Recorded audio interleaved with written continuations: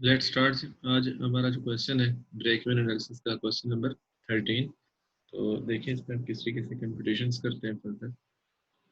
The income statement for one of the Manhattan companies products shows sales है 100 units की, और price जो है सेल की वो भी क्या है 100 यूनिट्स, $100 पर यूनिट है। तो टोटल सेल्स रेवेन्यू है 10,000। कास्ट ऑफ गुड्स सोल्ड दे दी है हमें, direct labour, direct material, variable overheads and fixed overheads. उसके बाद total cost of goods sold, gross profit, marketing expenses हैं जिसमें फिर फर्दर वेरिएबल और फिक्स्ड है, administrative expenses variable and fix, और total marketing and administrative expenses और operating income. तो रिक्वायर्ड में है जी हमें break even point in units. तो अब देखें हमारे पास जो break even point in units है वो हम कैसे कैलकुलेट करते हैं। Break even point in units, तो जो जनरल फार्मूला है हमारे पास वो क्या होता है, fixed cost divided by contribution margin per unit. ठीक है। अब हमारे पास जो फिक्स्ड कास्ट है वो कौन कौन सी है, हमें यहाँ पे इकट्ठा करना है उनको एक ही दफा, एक ही गो में हमें फिक्स्ड कास्ट प्रोवाइडेड नहीं है। तो देखो यहाँ पे एनालिसिस करते हैं। तो ये आपके पास फिक्स्ड कास्ट है, ये पोर्शन फिक्स्ड कास्ट का है, और ये पोर्शन भी फिक्स्ड कास्ट का है। तो जब हम तीनों को ऐड अप करेंगे तो हमारे पास टोटल फिक्स्ड कास्ट बन जाएगी। ठीक है। तो हम यहाँ पे देख लेते हैं जी, फिक्स्ड एफ एच ये है जी हमारे पास 500। फिक्स्ड मार्केटिंग एक्सपेंसेस है,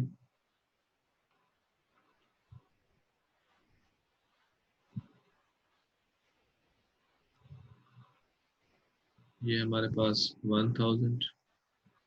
उसके बाद fixed administrative expenses, fixed admin expense ये भी हमारे पास 1000। तो टोटल हमारे पास जो एक फिक्स्ड हो गए ओवरहेड्स और मिला के ये टोटल फिक्स्ड एक्सपेंसेस या फिक्स्ड कॉस्ट जो है टोटल वो कितना हो गई 2500। तो एक चीज हमारे पास यहाँ पे कंप्लीट हो गई जी 2500। अब हमें चाहिए कंट्रीब्यूशन मार्जिन पर यूनिट, ताकि हम इसको फर्दर सॉल्व कर सकें। तो contribution margin per unit, sale price per unit हमें चाहिए, और वेरिएबल कास्ट भी पर यूनिट हमें चाहिए। तो तब हमारे पास क्या आ जाएगा, कंट्रीब्यूशन मार्जिन पर यूनिट आ जाएगा। तो सेल प्राइस हमारे पास मौजूद है, देखिए ये 100 यूनिट्स हैं और उनकी सेल प्राइस क्या है $100 पर यूनिट। तो वेरिएबल कास्ट भी हमें क्या चाहिए, पर यूनिट चाहिए। अच्छा जी, अब वेरिएबल कास्ट जो है हमें पर यूनिट कहीं पे प्रोवाइडेड नहीं है। तो वेरिएबल कास्ट के लिए हम क्या करेंगे, जो टोटल वेरिएबल कास्ट होगी उसको डिवाइड कर लेंगे 100 यूनिट्स पे, ताकि हमारे पास पर यूनिट वेरिएबल कास्ट आ जाए। अच्छा जी, वेरिएबल कास्ट अब कितना है हमारे पास, तो ये इस पोर्शन में अगर हम देखें तो ये चीज़ें हैं, डायरेक्ट लेबर, डायरेक्ट मटेरियल और वेरिएबल फैक्ट्री ओवरहेड। फिर यहाँ पे ये वाली है वेरिएबल, और फिर यहाँ पे ये है। अगर हम ओवरऑल देखें तो हमारे पास जो कास्ट ऑफ गुड्स सोल्ड में वेरिएबल कास्ट है वो कितना है, देखो total cost of goods sold minus उसमें से जो फिक्स्ड ओवरहेड है वो निकाल दें अगर हम, जो कि 500 है। एक एक को जमा करने की बजाय हम क्या कर लेते हैं, शॉर्टकट अडॉप्ट करते हैं कि टोटल सीजीएस में से जो फिक्स्ड कास्ट है वो निकाल देते हैं।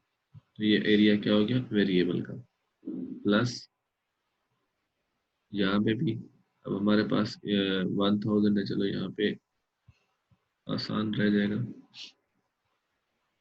और यहाँ पे भी हमारे पास वेरिएबल 500, यहाँ पे 600 और यहाँ पे 500, ये हमारे पास वेरिएबल कास्ट होगी टोटल।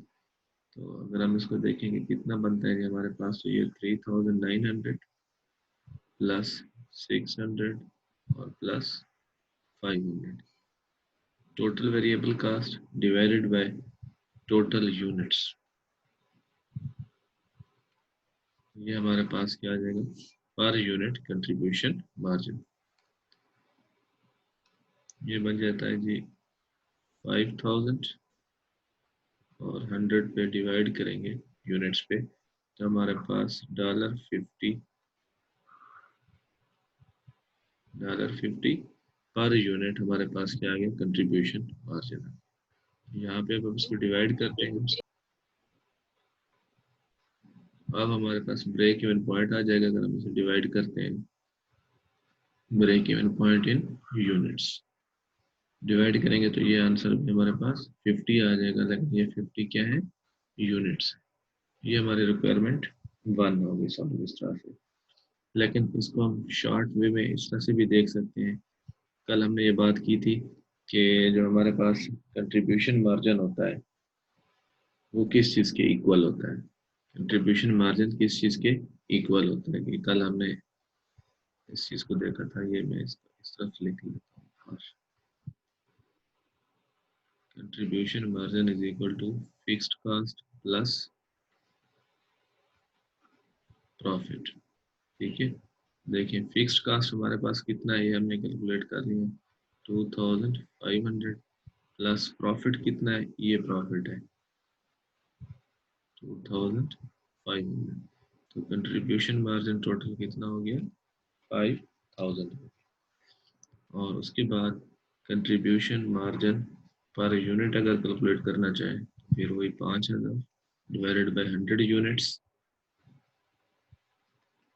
तो आपके पास $50 पर यूनिट कंट्रीब्यूशन मार्जिन आ जाएगा। और उसके बाद अगेन प्रोसेस को रिपीट कर लेते हैं। जो ब्रेक इवन है हम कैसे कैलकुलेट करते हैं, fixed cost divided by contribution margin per unit. तो फिक्स्ड कॉस्ट 2500 और ये 50, तो अगेन आपके पास 50 यूनिट्स ये सॉल्व हो जाएगा। तो यानी शॉर्टकट्स भी हैं अवेलेबल, अगर आपको थोड़ा सा शार्पली काम करें तो आपके पास ऑप्शंस मौजूद होते हैं। अच्छा जी, उसके बाद है नेक्स्ट हमारे पास requirement operating income if sales increases by 25%। अब आप जरा गौर से देखिए कि इसमें कहना क्या चाह रहे हो। Requirement 2, if sales increases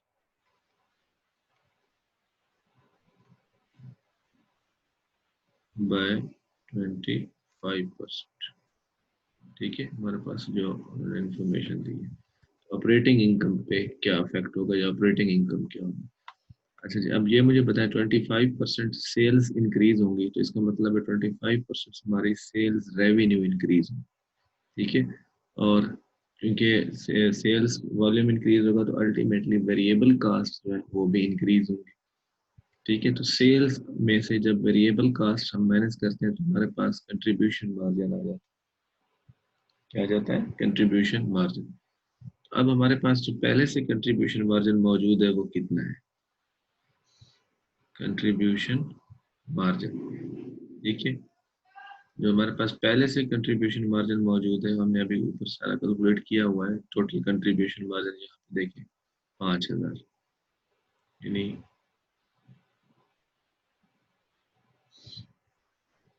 $5000। ठीक है, अब सेल्स के इंक्रीज होने से हमारे पास कंट्रीब्यूशन मार्जिन क्या होगा, इंक्रीज होगा। कितना परसेंटेज से, डायरेक्टली 25%। तो मैं इसको रेशियो टर्म में लिख रहा हूँ 1.25। ठीक है, यानी पहले 100% था, 25% और बढ़ गया तो ये टोटल कितना हो गया 125%। तो हमारे पास अब टोटल जो है कंट्रीब्यूशन मार्जिन आफ्टर चेंज क्या बन जाएगा, 6250। और इसमें से फिक्स्ड कास्ट जो है वो हम माइनस करते हैं, इसमें कोई चेंज नहीं है। फिक्स्ड कास्ट हमारे पास क्या थी, हमारे पास 2500, ये भी हमने ऊपर अभी कैलकुलेट किया सारी। अब हमारे पास ऑपरेटिंग इनकम क्या आ जाएगी,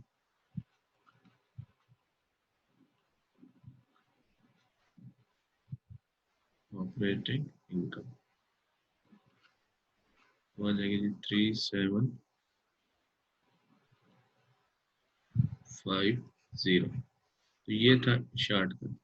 फिर अगर इसका दूसरा हल अगर आप देखना चाहें तो वो क्या होगा, आपके पास पहले से जो सेल्स है जो आपको क्वेश्चन में देखें दे दी गई है वो कितना है 10,000। ठीक है, 10,000 में 25% इंक्रीज करें, यानी इसमें 25% इंक्रीज करेंगे तो अगेन भी 1.25 हो जाएगा ये, यानी एक लॉन्ग रूट से हम कह रहे हैं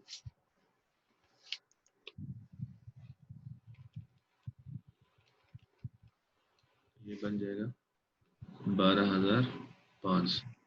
फिर इसमें से हम माइनस करेंगे वेरिएबल कास्ट।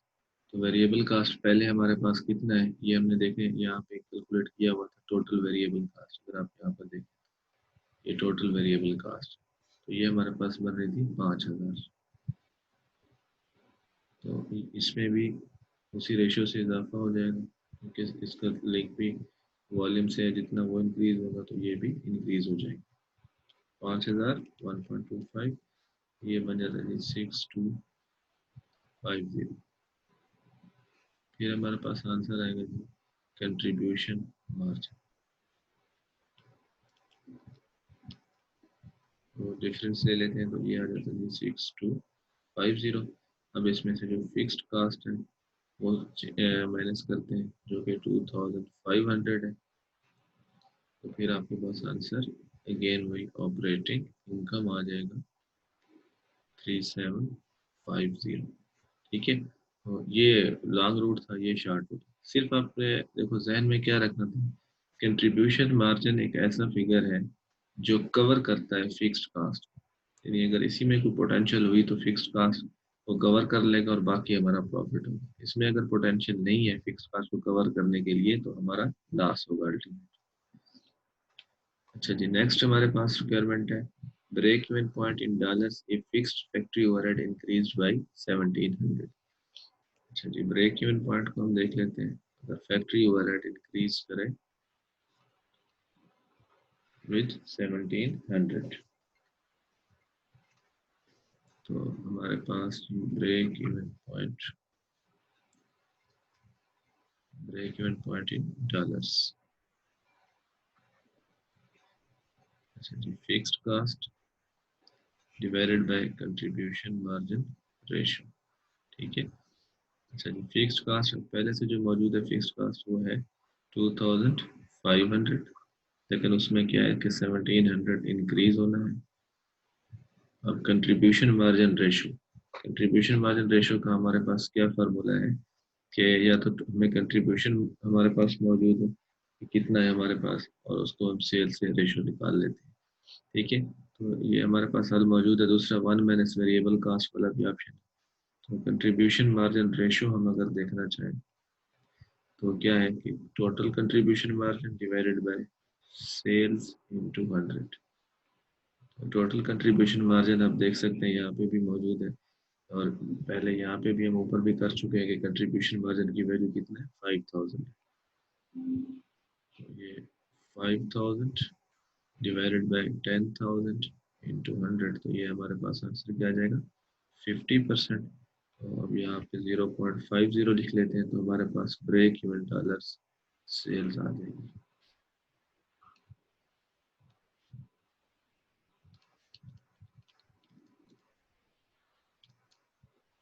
That is 8400।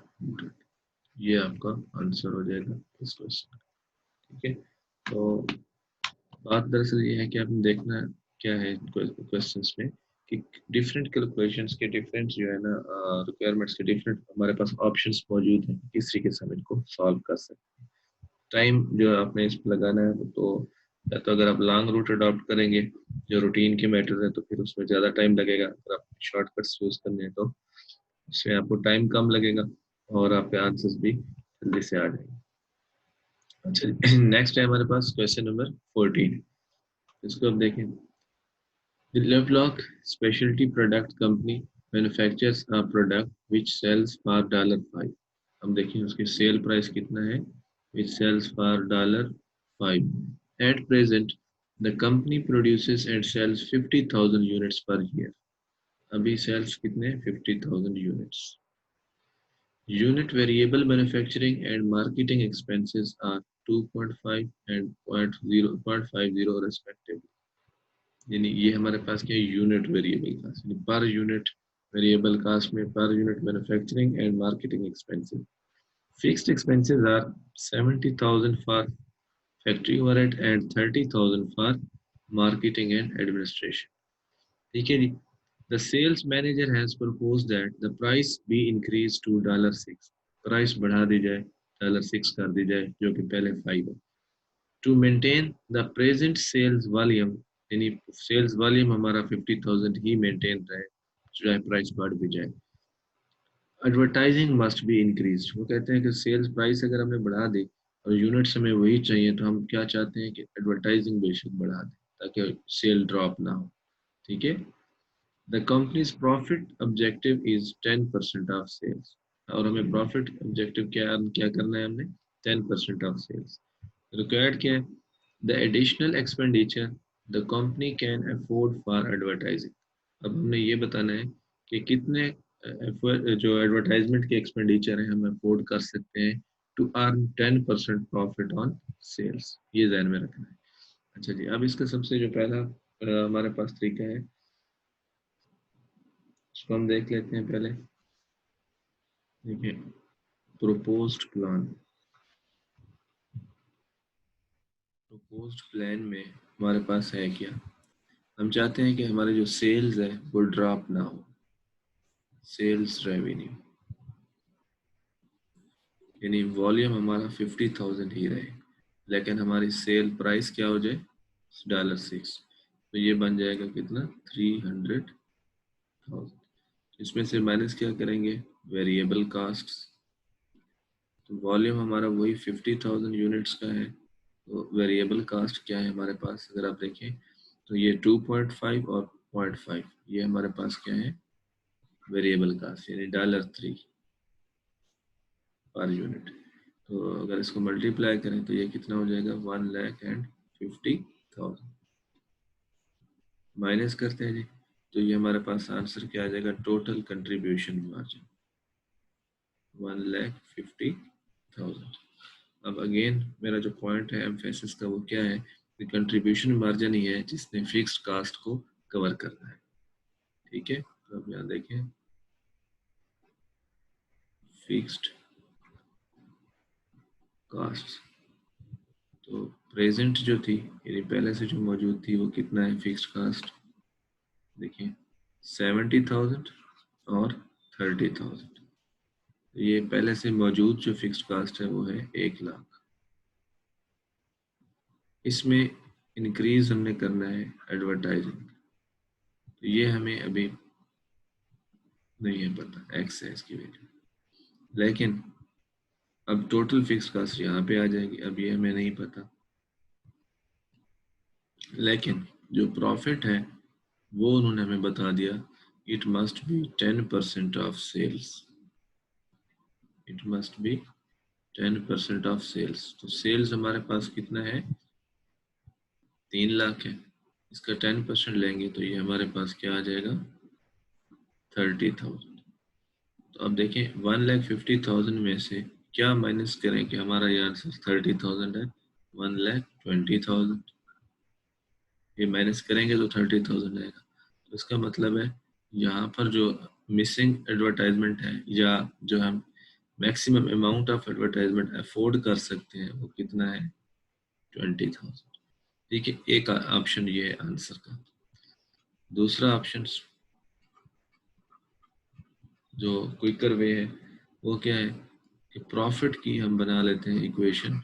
ये सेम इसी, ये समझाने का मतलब ये है ताकि आपको रिकॉल हो जाए चीज़ें।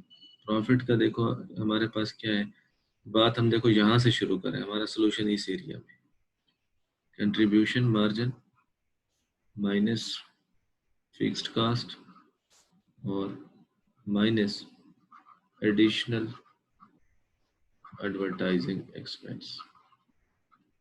ठीक है, तो अब देखें यहाँ पे प्रॉफिट का हमारे पास वैल्यू मौजूद है 30,000, हम कैलकुलेट कर सकते हैं। ये इक्वल टू क्या है, कंट्रीब्यूशन मार्जिन 1,50,000 माइनस जो प्रेजेंट फिक्स्ड कास्ट है वो 1,00,000 है और एडिशनल एडवर्टाइजमेंट एक्स है। तो अब देखें ये 30,000 डिफरेंस ले लें तो ये 50,000 हो जाएगा माइनस एक्स। तो अगर एक्स को इधर लें और 50,000 ये 30,000 इस तरफ शिफ्ट कर लें तो ये आपके पास अगेन 20,000। ठीक है, तो ये क्विकर वे है आपके पास। क्लियर जी, कोई है इसमें confusion?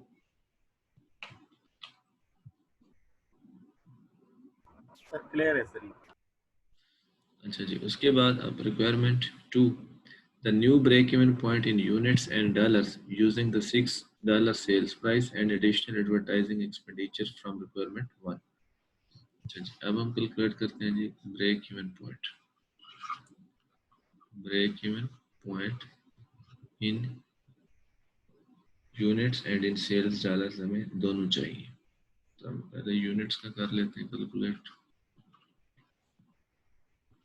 Fixed cost divided by contribution margin per unit. तो फिक्स्ड कास्ट अब हमारे पास क्या है जी, 1,00,000 और 20,000 इंक्लूडिंग न्यू एडवर्टाइजमेंट। यहाँ पे भी आप देख सकते हैं और यहाँ पे भी आप देख सकते हैं। ठीक है, कंट्रीब्यूशन मार्जिन पर यूनिट क्या है, $6 सेल प्राइस है और वेरिएबल कास्ट कितना है, 3 है। तो ये देखिए 1,20,000 माइनस डिवाइडेड बाय 6 माइनस 3, तो ये 3 आ जाएगा। यानी ये मैंने देखो क्या किया है, contribution margin per unit difficult नहीं है, सेल्स में से पर यूनिट वेरिएबल कास्ट को माइनस किया है, तो ये हमारे पास कंट्रीब्यूशन मार्जिन पर यूनिट। ठीक है, अच्छा जी, उसके बाद हमें चाहिए, ये जब डिवाइड करेंगे तो हमारे पास आंसर क्या आ जाएगा जी, 40,000 यूनिट्स। यानी आप 40,000 यूनिट सेल करेंगे तो फिर आपके पास क्या आ जाएगा, ब्रेक इवन पॉइंट। अच्छा, फिर उन्होंने कहा जी आप ब्रेक इवन पॉइंट ये भी फाइंड करें in sales dollars, amount of sales कितना हो गया हमारा वो ब्रेक इवन की कैलकुलेशन होगी। तो अब सिंपली ये जो 40,000 ब्रेक इवन सेल्स है इसको मल्टीप्लाइड बाय सेल प्राइस से कर दें तो आपका आंसर यही आ जाए, $240,000। अदरवाइज दूसरा रास्ता क्या है हमारे पास, जो रूटीन में है, fix cost divided by contribution margin ratio. तो फिक्स कास्ट हमारे पास क्या है, 1,20,000 और कंट्रीब्यूशन मार्जिन रेशियो देखें ये 3 कंट्रीब्यूशन मार्जिन है तो 50% आपके पास कंट्रीब्यूशन मार्जिन रेशियो बन रही है यहाँ पे, देख लें। तो इसको जब आप सॉल्व करेंगे तो अगेन आपके पास 240,000 आंसर बन जाए, जो कि यहाँ पे है। ठीक है, तो दोनों आपके पास ऑप्शन मौजूद है। ये आपके पास क्वेश्चन नंबर 14 सॉल्व हो गया जी। इसको आपने देखा कि किस तरीके से हमने इसको अकाउंट फॉर किया और इसकी किस तरह कैलकुलेशंस को सिंप्लीफाई किया।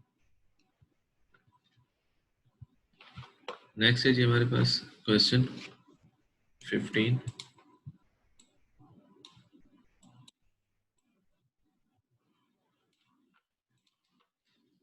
इसमें देखते हैं जी हमारे पास क्या डाटा है, break even analysis. The Carrier company sold 100,000 units of its product at 20 per units। अब यूनिट्स हैं जी हमारे पास, जो यूनिट्स हमें दिए गए हैं वो हैं 1,00,000 और प्रोडक्ट कास्ट जो है, प्रोडक्ट सेल प्राइस क्या है, 20 per unit. Variable cast 14 per unit, जिसमें मैन्युफैक्चरिंग कास्ट 11 है और मार्केटिंग कास्ट $3 है। Fixed costs are incurred uniformly throughout the year and amount to 792,000, manufacturing cost of 5,000 and marketing cost of 292,000 combinations। Required क्या है, the break even point in units and in dollars। तो सबसे पहले हम ये calculate कर लेते हैं। Number 1, break even point in units, again fixed cost divided by contribution margin per unit। तो फिक्स्ड कास्ट हमारे पास है जी 792,000 और contribution margin per unit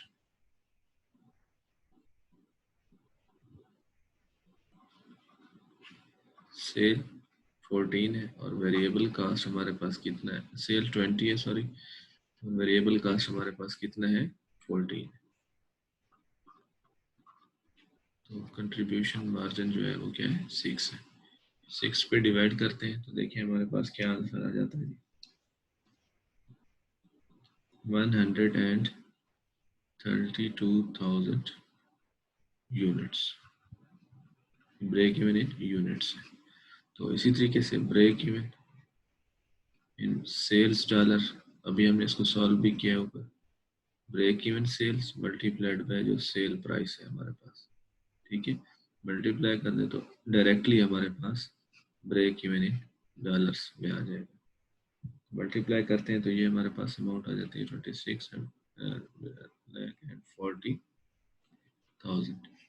26 lakh और 40,000, 26,40,000 ये हमारे पास क्या बन जाती है, इसकी वॉल्यूम यानी सेल्स के अंदर, यानी सेल्स की अमाउंट बन जाती है टोटल। रिक्वायरमेंट 2 में आते हैं जी, क्या है, number of units that must be sold to earn income of 60,000 before income tax. अच्छा जी, अब number of units that must be sold, चलिए हेडिंग दे देते हैं पहले, नंबर ऑफ यूनिट्स हमने फाइंड कर टू अर्न $60,000। अच्छा, इसका फार्मूला में क्या होगा, फिक्स्ड कास्ट हमने कवर करनी है और प्लस 60,000 प्रॉफिट अर्न करना है, ठीक है, और divided by contribution margin per unit. Simple है, 792,000 प्लस 60,000 एंड डिवाइडेड बाय 6। जब हम इसको सॉल्व करते हैं तो हमारे पास जो आंसर आ जाएगा वो है जी 142,000 यूनिट्स। अगर आप इसे प्रूफ भी करें तो आपके पास ये वैल्यूज आ जाएंगी कि अगर आप 60,000 प्रॉफिट अर्न करना चाहते हैं बिफोर टैक्स तो आपको 142,000 यूनिट्स सेल आउट करने।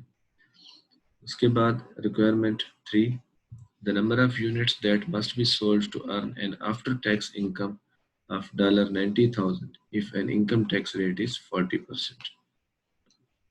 So the next, number of units to earn $90,000 after tax, ठीक है। तो इसके लिए भी अगेन फार्मूला हमारा वही है, फिक्स्ड कास्ट प्लस प्रॉफिट, मैं अभी यहाँ लिख रहा हूँ प्रॉफिट और divided by contribution margin per unit. अब इसको अपने देखना है फार्मूला में थोड़ा चेंज हम क्या लेके आ रहे हैं, फिक्स्ड कास्ट वही है 792,000 प्लस, अब ये जो हमारे पास प्रॉफिट है जो हमें चाहिए 90,000, ये है आफ्टर टैक्स, हमने इसको कन्वर्ट करना है बिफोर टैक्स में।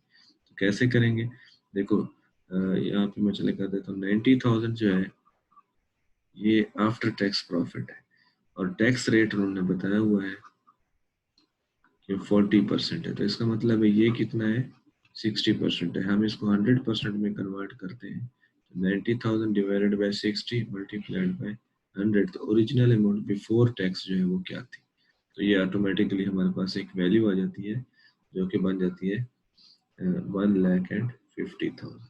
तो इसको इस तरह से भी कर सकते हैं और मैं इसको इस तरह से लिख रहा हूँ कि 90,000 डिवाइडेड बाय 0.60, ये ऑटोमेटिकली मल्टीप्लाइड बाय 1 हो रहा है यानी रेशियो टर्म में, divided by $6 contribution margin per unit. जब आप इसको सॉल्व करते हैं तो हमारे पास आंसर आ जाता है 157,000 यूनिट्स।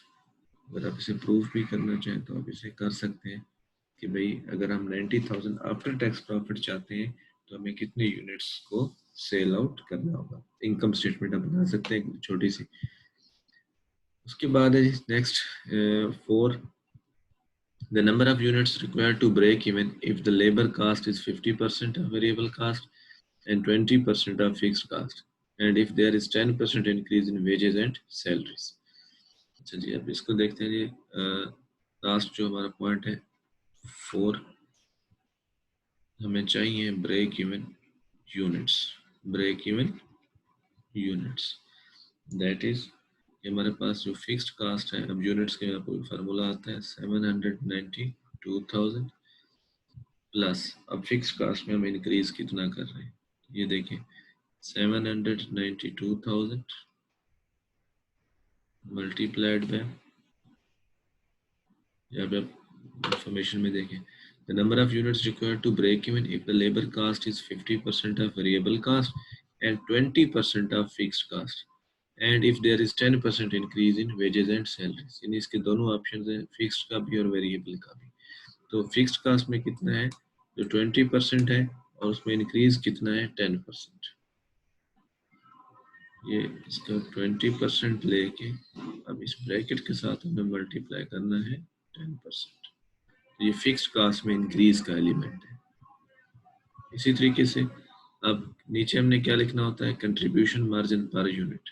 तो ये हमारे पास सेल प्राइस है, इसमें से हमने वेरिएबल कास्ट को माइनस करना है। तो वेरिएबल कास्ट को देखो क्या माइनस करना है, पहले से जो मौजूद है वेरिएबल कास्ट वो 14 है, प्लस इसमें क्या उन्होंने कहा हुआ है कि जो वेरिएबल कास्ट है वो $14, इसका 50% वेरिएबल कास्ट है। यहाँ पे आप देखिए the number of units to break even if labor cost is 50% and variable cost and 20% of fixed cost, and if there is a 10% increase in wages and salaries। ये 10% common है, लेकिन variable और fix की ratio different है। तो ये हमने क्या कर दिया, यहाँ पे 50% और ब्रैकेट के साथ 10% वेरिएबल कास्ट इंक्रीज हो जाए। अब आप इसको सॉल्व करें तो हमारे पास जो ऊपर वैल्यू आती है सम अप करके, यानी इसका हमने 20% लिया है ब्रैकेट का, उसको उसका फिर हमने 10% लिया और वो 7,92,000 में ऐड किया, तो ये वैल्यू हमारे पास आ जाती है 807,840 और डिवाइड करते हैं इसको, तो ये 20 में से हमने माइनस करना है। तो ये ब्रैकेट को जब हम सॉल्व करते हैं तो ये हमारा फैक्टर आ जाता है 14.7, ये फैक्टर आ जाता है, इसको जब सॉल्व करते हैं तो 14.7। अब 20 में से जब 14.7 माइनस करते हैं तो हमारे पास जो आंसर आता है वो 5.3। तो अब हमारे पास नंबर ऑफ यूनिट्स आ जाएंगे, जब हम इसको डिवाइड करते हैं तो राउंडेड यूनिट्स आ जाते हैं 1,52,423 यूनिट्स। तो ये हमारा जो आज का लेक्चर था और ये डिफरेंट कैलकुलेशंस।